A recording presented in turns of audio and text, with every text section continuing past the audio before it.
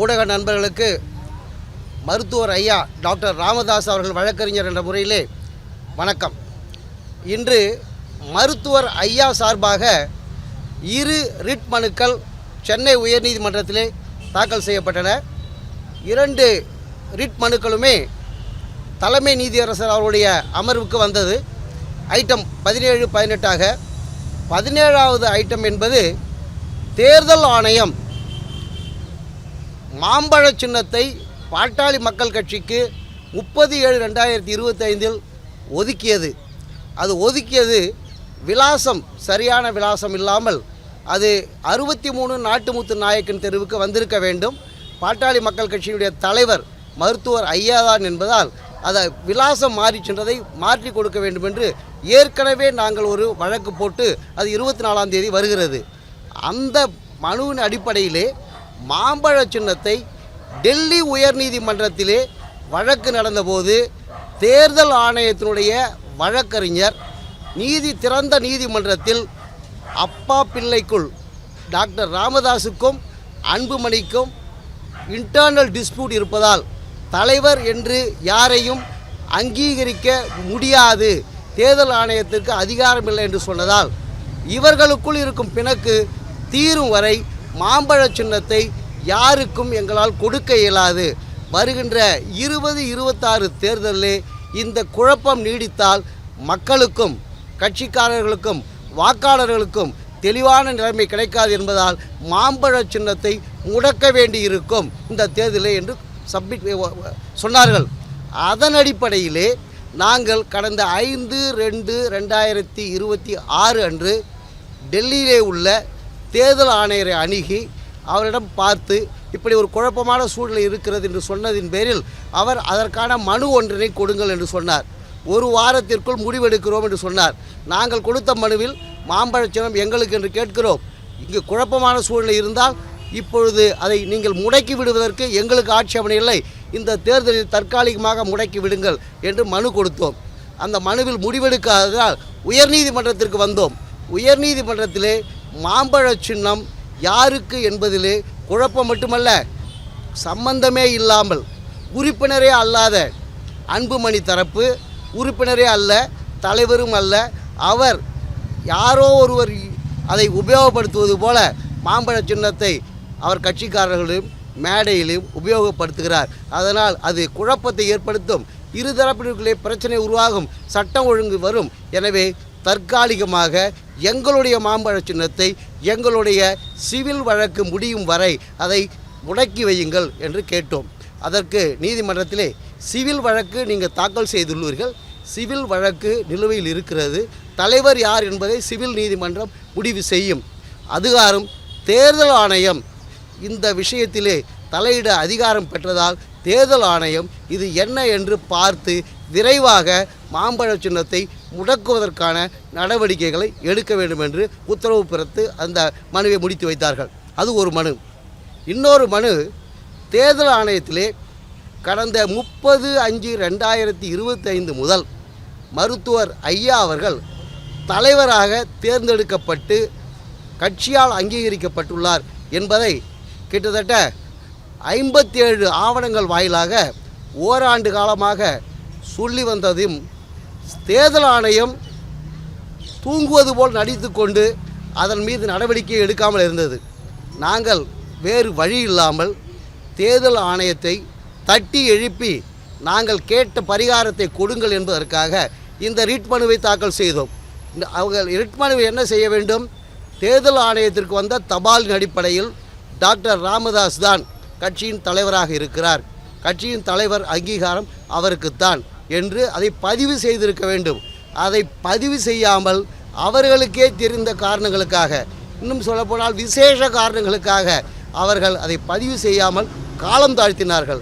நாங்கள் காலம் தாழ்த்துவதை பொறுத்து கொள்ளாமல் நீதிமன்றம் வாயிலாக அன்புமணி தலைவர் என்று போலி ஆவணங்களை கொடுத்து தேர்தல் ஆணையம் உருவாக்கிய 4/12/2023 ஆவணத்தை ரத்து செய்வதற்காகவும், அதை ரத்து செய்வதோடு மட்டுமல்லாமல் ராமதாஸ் தான் தலைவர் என்பதை பதிவு செய்வதற்காகவும் அந்த வழக்கை தாக்கல் செய்தோம். ஏனென்றால் அந்த ஆவணம் பொய்யாக பெறப்பட்டது மட்டுமல்ல, அந்த ஆவணத்தில் முதல் கண்டிஷனே டாக்டர் ராமதாஸோ யாராவதோ தலைவர் என்று சொன்னால் அல்லது வழக்கு போட்டால் அந்த ஆவணம் செல்லா நிலையாகிவிடும் என்று சொல்லப்படுகிறது. அப்படிப்பட்ட ஒரு நுணுக்கமான ஆவணம் தேர்தல் ஆணையமே அன்புமணி தலைவர் இல்லை என்பதை 35 ஒப்புக்கொண்டு விட்ட ஆவணம் இருப்பதால் அதை நீங்கள் பரிசீலித்து மருத்துவர் தான் அந்த கட்சியினுடைய தலைவர் என்பதை பதிவு செய்ய கேட்டோம். அதிலே சிவில் நீதிமன்றத்தில் நீங்கள் மருத்துவர் தான் தலைவர், மருத்துவருக்கு தான் அனைத்து அதிகாரம் உள்ளது என்று கேட்டிருக்கிறீர்கள். சிவில் நீதிமன்றம் அதை முடிவெடுக்க சீக்கிரம் முடிவெடுக்க வேண்டும் என்று உத்தரவிட்டு அந்த வழக்கை முடித்து வைத்தார்கள். இதிலே யாருக்கும் வெற்றி தோல்வி கிடையாது. மருத்துவர் ஐயாவுக்குத்தான் வெற்றி. மருத்துவர் ஐயா கோரியபடி மாம்பழ சின்னம் முடக்கப்படவிருக்கிறது. மருத்துவர் ஐயா கோரியபடி சிவில் நீதிமன்றத்திலே அது மருத்துவர் ஐயா தான் தலைவர் என்பதை தீர்மானிக்கின்ற நாள் வந்து கொண்டிருக்கிறது. எது எது சிவில் நீதிமன்றம் OS 664/2026 வழக்கு போட்டு சம்மன் தேர்தல் ஆணையத்திற்கு அன்புமணிக்கு எல்லாருக்கும் இன்ஜெக்ஷன் 4 இன்ஜெக்ஷன் கேட்டிருக்கோம். அந்த 4 இடைக்கால உத்தரவு மற்றும் வழக்கு எல்லாமே 25/2/2026 வருது. இன்னொரு வழக்கு சென்னை உயர்நீதிமன்றத்தில் மாம்பழம் அலாட் பண்ண வழக்கு 24ஆம் தேதி வருது. பிப்ரவரி 25ஆம் தேதி சிவில் நீதிமன்றத்தில் வருகிறது. அன்று சிவில் நீதிமன்றத்தை அணுகி நாங்கள் உத்தரவு பெறுவோம். ஏனென்றால் சிவில் நீதிமன்றத்திற்கு சீக்கிரம் வழக்கை முடிக்க சொல்லி உத்தரவு தேர்தலுக்கு முன்பாக. எனவே மாம்பழ சின்னம் முடக்கப்படும். ஐயாதான் கட்சியின் தலைவர் என்பது சொல்லப்படும். அன்புமணி கட்சி சாராதவர் என்பதால் அது தீர்மானிக்கப்படும். அது திண்ணம். ஏனென்று சொன்னால் அன்புமணி பாட்டாளி மக்கள் கட்சி இல்லை, பாட்டாளி கட்சியில் உறுப்பினரும் இல்லை. அதற்கு மேற்கொண்டு அவர் அப்பீல் செய்யவில்லை. கட்சியிலே இல்லாத நபரை ஊடகங்கள் தலைவர் என்று சொல்வதே தவறு என்று இன்னொரு வழக்கு போட்டிருக்கிறோம். அப்படிப்பட்ட அன்புமணி உதயசூரியன் சின்னத்தில் நிற்கலாம், இரட்டை இலையில் நிற்கலாம், தாமரையில் நிற்கலாம். பாட்டாளி மக்கள் கட்சி சின்னம் மாம்பழத்தில் நிற்கவே முடியாது. அதை நாங்கள் திண்ணமாக சொல்லுவோம். எனவே அன்புமணி பாட்டாளி மக்கள் கட்சிக்கு சேராதவர், உறுப்பினரே இல்லாத நபர். அவரை பற்றி எந்த கோரிக்கையும் இனி வைக்க முடியாது. அன்புமணி பழனிசாமியுடன் பாட்டாளி மக்களுக்கு கட்சிக்காக கூட்டணி என்று சொன்னது சட்ட விரோதம் என்ற வழக்கும் சிட்டி சிவில் கோர்ட்டில் உள்ளது. எனவே அவர்கள் கூட்டணி வைத்தது செல்லாது. பாட்டாளி மக்கள் கட்சி சின்னம் அவருக்கு கிடைக்காது. பாட்டாளி மக்கள் கட்சி என்று சொல்லாமல் அவர் சுயேட்சையாக நின்று கொள்ளலாம்.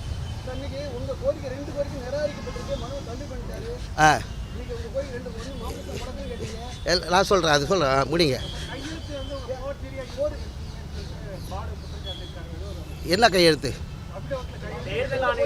தேர்தல் ஆணையத்தில் பாலு சொல்லலை. தேர்தல் ஆணையத்தில் அன்புமணி ஃபோர்ஜரியை அலாட் பண்ணி ஃபோர்ஜரியாக அவங்க அப்பாவே தெரியாமல் ஒரு பொதுக்குழுவை கூட்டி அவராகவே கையெழுத்தை போட்டு இடையில 3 வருஷத்துக்குள்ளேயே 2023 பொய்யான ஒரு கடிதம் கொடுத்து அவர் மனு கொடுத்துருக்கிறாரு. அது பேரில் சிபிஐ விசாரணை டெல்லியில் இருக்கிற சொன்னதுக்கப்புறம் இவங்களும் தான் ஃபோர்ஜரி கையெழுத்து கொடுத்தாங்கன்னு சொன்னாங்க.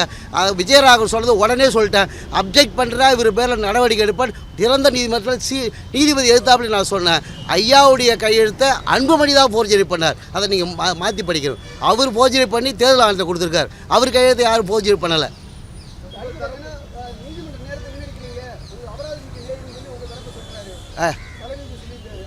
எந்த நீதிமன்றம்? நானும் நீதிபதியாக இருந்த ஒரு 30 வருஷம். எனக்கு நீதிபதியை பற்றி தெரியும். நீதிமன்றத்தில் சீக்கிரம் முடிக்கணுன்றதுக்காக நாங்கள் இன்டைரக்டாக வக்கீல்களை சீக்கிரம் முடிக்கலாம் காசு போடுவோன்னா பேசாமல் இருப்பாங்க. நாங்கள் காசுக்காகலாம் பயப்படுறாள், நீதிக்காக பயப்படுறாள். தலைமை நீதிபதி இல்லை, உச்ச நீதிமன்ற தலைமை நீதிபதியாலும் எங்கள் கோரிக்கையை வலியுறுத்தி உறக்கமாக சொல்லுவோம். காசு போட்டால் போட்டுமே, நாட்டு மக்களுக்கு தானே. ஆக காசுக்காக நாங்கள் தண்டனையாக போடுறாங்க. அவர் நீதிமன்றத்துக்கு நேரம் வீணாக்கு, சீக்கிரம் முடிங்க, நிறைய வழக்கு இருக்குன்னு சொல்ல வர்றாரு. நான் கிட்டத்தட்ட நான் தான் பேசினேன். இன்றைக்கி 45 நிமிஷம் பேசியிருக்கேன். 5 நிமிஷத்தில் பேசுவாங்கன்னு நினச்சாங்க. அதிக நேரம் பேசுகிறத அவாய்ட் பண்ணுறதுக்கு இப்படி சொல்லுவாங்க. அது உண்மை அல்ல. நீதிமன்றம் அவங்க காசு போட்டாங்களா? நீங்கள் கேட்ட கேள்வி, காசு போட்டாங்களா? அதிக நேரம் பண்ணால் இந்த மாதிரி சிவில் நீதிமன்றம் வழக்கு போடுறீங்க, நீங்கள் அதிக நேரம் இதையே பேசிட்டீங்கன்னா நாங்கள் காசு போட வேண்டியதாக கூட இருக்குன்னு சொன்னாங்க. போட்டாங்களா? அது இன்டைரக்டாக கோர்ட் சொல்கிறது. அதெல்லாம் காசு போட மாட்டாங்க. காசு போட 2 கோரிக்கைகள் 2 மனுவுமே ரிட் மனுவில் கோரிக்கைகளில் மனு 2லையுமே உத்தரவு என்னன்னு பார்த்தீங்கன்னா, உத்தரவில் சிவில் நீதிமன்றத்தில் இந்த வழக்கு சர்ச்சை இருப்பதால் சிவில் நீதிமன்றம் உடனடியாக இதை தீர்மானித்து முடிவெடுக்க வேண்டும். அதனால் ரிட் மனுவை நீதிமன்றம் பார்க்க வேண்டிய ஒரே பிரச்சனை ஒன்று.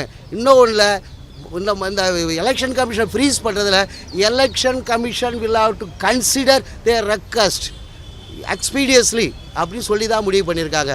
முடித்து வைக்கப்பட்ட மனுக்கள் டிஸ்மிஸ் பண்ணுறதா அர்த்தம் இல்லை, அப்சர்வேஷன் கொடுத்துருக்காங்க. தீர்ப்பு வந்ததுக்கப்புறம் உங்களுக்கு காப்பி கொடுக்குறேன் பாருங்கள். அது ரெண்டுமே எங்களுக்கு ஃபேவரான உத்தரவு தான். ரைட், வேறடா இல்லை ஜட்ஜி முடக்கிறதுக்கு போயிட்டு டிக்டேட் பண்ணும்போது 2 பேருக்கும் பிரச்சனை இருக்கிறதுனால இது வேறு வழி கிடையாது. அவர் மும்பையில் உத்தம் தாக்கரே கேஸ்லாம் ரெஃபர் பண்ணிவிட்டு இது இப்போ 2 பேருக்கும் இன்டர்னல் டிஸ்பியூட் இருக்கிறதுனால சின்னத்தை முடக்க வேண்டியது தான் நியாயம்னு சொல்லிட்டார். அப்போ தேர்தல் ஆணைய வழக்கறிஞர் எங்களுக்கு அதிகாரம் இல்லைன்னு சொன்னார். நான் சொன்னேன் 15 படி தேர்தல் ஆணையம் முடக்குவதற்கு அதிகாரம் உள்ளது, கோர்ட்டுக்கு கூட அதிகாரம் கிடையாது. கோர்ட்டு செய்ய தவறுனா தான் கோர்ட்டு பண்ண முடியும். அவங்க அந்த அதிகாரத்தை உபயோகப்படுத்துறது கோர்ட்டில் டெல்லி உயர்நீதிமன்றத்தில் வாக்குமூலம் கொடுத்தாங்க, அதை மீறி சொல்கிறாங்கன்னு தான் அவர் டிக்டேட் பண்ண போயிட்டார் முடக்கிறதுக்கு. அதுக்கடையில் வக்கீல் சொல்கிறாரு இல்லை தேர்தல் ஆணையம் வந்து முடக்கிறதுக்கு அதிகாரம் குழப்பினார். அப்புறம் தேர்தல் ஆணையம் இது சம்மந்தமாக முடிவெடுக்குன்னு சொன்னாங்க. மாம்பழ சின்னம் முடக்கப்படும், அது இறுக்கமான உண்மை. அது வந்து நான் கொடுத்த முடக்கப்பட வேண்டியதுதான் ரெஃபர் பண்ணார். ஆர்டரில் சொல்லலை, முடக்கப்பட்டுடணும். இது வந்து நம்ம வச்சிருக்க முடியாது டிஸ்பியூட். அது ஒரு பொது நியதி. இருதரப்புக்குள் ஏதாவது சர்ச்சை இருந்தால் எலெக்ஷன் நேரத்தில் சின்னத்தை முடக்கி வைக்கணும் தற்காலிகமாக. அதில் வந்து நாம் சொல்லனாலும் எலெக்ஷன் கமிஷன் செஞ்சிடும். தேர்தலுக்கு 5 நாளுக்கு முன்னாடி கூட செஞ்சிடும். பிரச்சனை முடியெல்லாம் பண்ணிவிடுவாங்க. நாங்கள் அது இந்த முடிவை 1 வருஷமாக தேர்தல் ஆணையம் எந்த விதமான பதிலும் கொடுக்காம 1 வாரத்தில் எங்களுக்கு இன்னும் ஒரு லெட்டர் கொடுத்துருக்கோம். 1 வாரத்தில் வேறு ஒரு கட்சிக்கு ஒரே வாரத்தில் பதில் கொடுக்க தேர்தல் ஆணையம் 1 வருஷமாக முன்கூட்டியே போன வருஷமே அதை அன்புமணிக்கு சாதகமாக நடந்துட்டு அதை மாற்ற முடியாமல் தவிச்சுக்கிட்டு இருக்கிற தேர்தல் ஆணையம் ஏன் இப்படி பண்ணிகிட்டு இருக்கிறீங்க நாங்கள் கேட்கும்போது தேர்தல் ஆணையத்தில் பதில் சொல்ல முடியாமல் அன்புமணிக்கு சாதகமாக செய்யணும்னு நினச்சோமே முடியலையேன்ற ஒரு ஆதங்கத்தில் இருந்தாங்க. அதனால் நாங்கள் தேர்தல் ஆணையம் தேர்தலை தள்ளி வச்சுட்டாவது எங்களுடைய பிரச்சனைக்கு தீர்வு கண்டு தான் தேர்தல் தேதி அறிவிக்கணும். இப்போவும் சொல்லுவோம். இதுக்கு மேலே உச்சநீதிமன்றத்துக்கும் அப்பீல் போவோம். அங்கே போய் தேர்தலை நிறுத்தி வைக்க சொல்லுவோம். எங்களுக்கு தீர்வு கிடைக்கிற வரைக்கும் போராடுவோம்.